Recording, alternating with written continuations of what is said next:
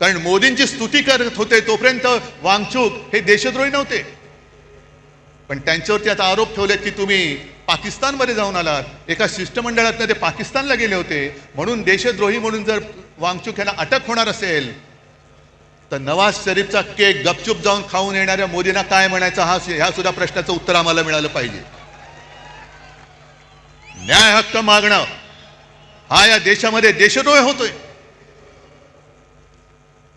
आणि म्हणून काही वेळेला असं वाटतं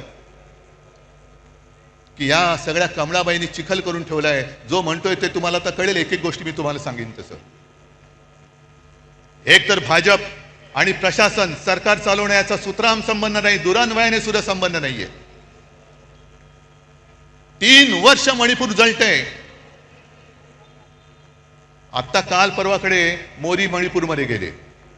3 वर्ष जळते मणिपूर. तिथल्या महिलांची धिंड निघते, धिंडवडे निघतात अब्रूचे. ना मोदी जायला तयार, ना दुसरे व्यापारी जायला तयार.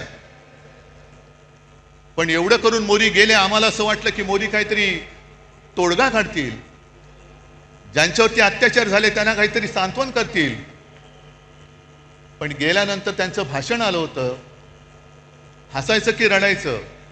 मणिपूरमध्ये गेल्यानंतर मोदीजीने भाषण केलं, मणिपूर के नाम में ही मणी है. ते तिकडे जाऊन कशाला बघायला पाहिजे, आम्हाला इथेही कळतं. म्हणून मराठी सक्तीची पाहिजे. मणिपूरमध्ये जाऊन तुम्हाला मणिपूरमधला मणी दिसला, पण मणिपूरच्या जनतेच्या डोळ्यातलं पाणी नाही दिसलं.